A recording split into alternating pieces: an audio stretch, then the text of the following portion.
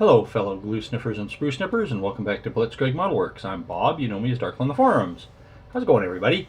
A little bit of an aftermarket slash kit review. I bought this particular kit to go with the Sturm Panther diorama kit diorama that I'm planning.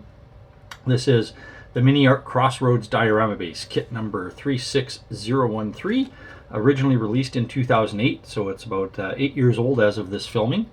And anybody that hasn't looked at one of these, they are really cool kits, but are quite challenging to put together, and I'll get to that in a few minutes. This is a rather large kit. It's like 9.5, 9.25 inches wide, it's 13 inches long, about 9.25 inches wide, and like 3.5 inches thick. And this thing is packed. Can't get it quite close enough to the camera. But basically you get 2-part building ruins plus a large street and a couple of street lights. There are some signs. From what I've been able to gather, the architecture shown in here is supposed to be for Germans, because they give you German posters and road signs. Kind of a bonus, I guess. But it looks like, other than maybe the street lamps, I can use this for Russia. Now, getting into this a little bit, and I have opened this up, but I haven't opened any of the bags. You get the bag, literally the one bag that has everything. And then you have the sign sheet, which is actually quite nice. It's actually printed not too blurry. And then a simple double-sided instruction sheet. I'll show you some of this in a minute. I'm going to stop and start the camera to show you a little bit more how these are a little bit more challenging. Some of the old school guys like myself were used to things like Italy's water fountain kit, which is all injection molded. You just cut it off, slap it together, and it looks like a water fountain. And then I can't recall what they're called today, but they used to be custom dioramics that were a poured plaster. So you'd basically seal it, paint it, or you could just paint it if you use the right paints. But these are quite a bit different because these are vacuum formed, which is a very inexpensive way to produce something like this. But represents some challenges for the builder in how you put it together. And I was hoping to do something a little bit easier for assembly, but it doesn't look like that's going to work for my plan, and I'll explain that in a minute. So I'm going to debag all these parts, and I'm going to show you some close-ups and show you why, the way I want to do it, and I'll explain what I wanted to do, why that's not going to work for these, and we'll get into that detail in a moment. So just hang on a sec. Okay, I just took these off the instructions. These are the German road signs and posters that they've included in the kit, which I don't want to use. I want to portray this as a Russian diorama, not German. So these will go into the spares bin. I'll try and get these close enough for you to see. They're actually quite nice. The posters are a little blurry, but not too bad. But the rest are actually quite nice. And it's a fairly thick poster card. Not quite as thick as I'd say photo paper, but pretty close. The instructions are a simple double-sided affair. I think they're supposed to be folded. But it starts with things like window panes, shelving, a balcony,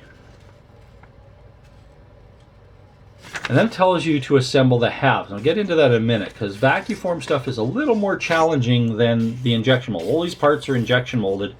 The buildings themselves are vacuum formed. So go through, again, some more vacuum form. This is all styrene, injection mold, some moldings. Street base is all vacuum form.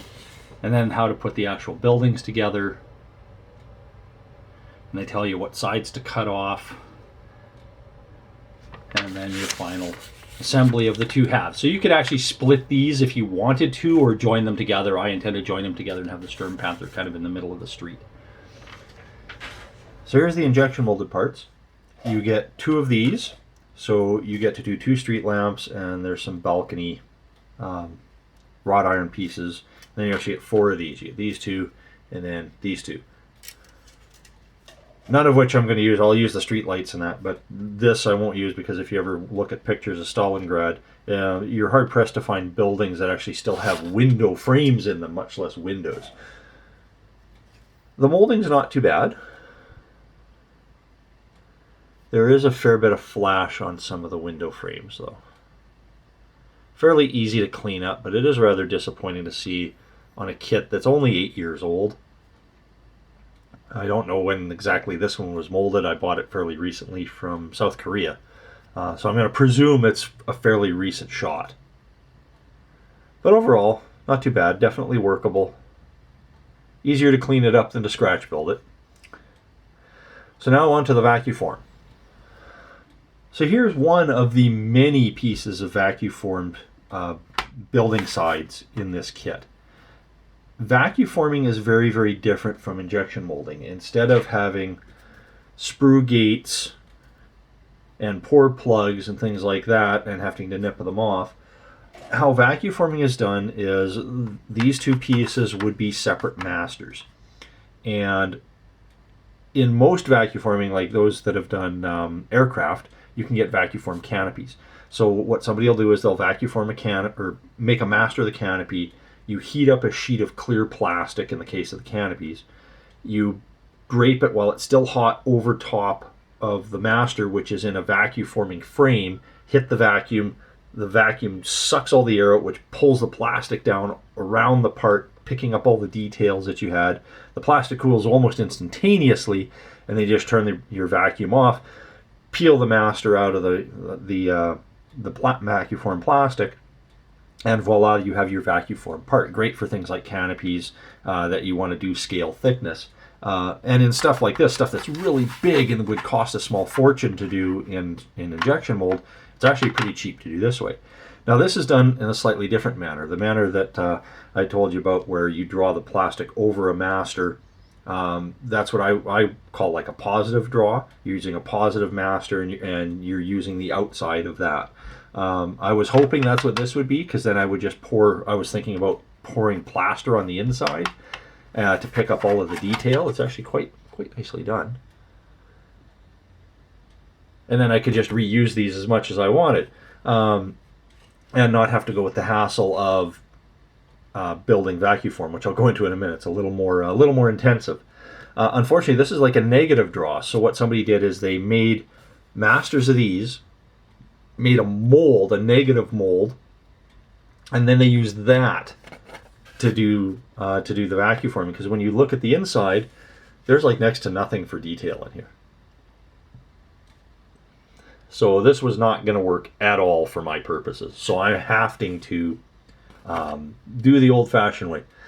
And how you assemble vacuform kits, if you can see, there's a thickness of plastic there. This one's got a bit of a lip on it, so it looks a little thicker than it really is. But how you assemble these is you would cut them. You can actually cut these with scissors, and you cut down, take the pieces apart. You would use a scriber, like say one of my handy dandy dental tools that I've reprofiled. It's got some steel wool on there, and use that to scribe around, and it's a real pain, but it gets really close. And then once that's off, then you have to get rid of that extra thickness. So prep work is really tedious with these, especially when, it's not just this piece, it's, this piece and those pieces and those pieces. And then there's all kinds of much smaller stuff, some of which I'll use, some of which I won't bother. I'll just use actual chunks of wood. These are some sidewalk pieces. Not much to them. Some molding. This would go up on the top of the roof. Yes, something like that. Wall debris. Like I said, this I can just do out of wood, unless I really want to challenge myself and learn how to paint wood. I've never been good at it. some more floor debris, and then lots of little wood joists. They actually have, I'll dig through here, they actually have little plugs that these, you actually cut these apart and assemble them together and then stick them in to each one of these. A lot of work. Like I said, I'd probably just use some real wood. I'd probably get a better effect out of it anyway. And that's the building side of this. And then there's the two floor pieces, which are actually really big. When you look at this, I'm just going to measure it real quick here. So this is about almost a foot by 8.5 inches. And then there's the other sheet. So together she's pretty big. And then for scale, this is just the upper hull of the Sturm Panther. So you could easily put quite a bit of stuff in here.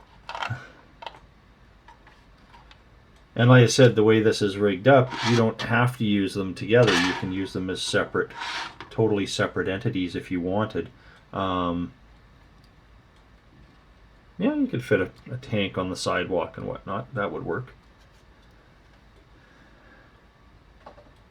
I'm actually looking really forward to trying this. It's been a long time since I've done anything vacuum form, and I've never done anything vacuum form on this scale.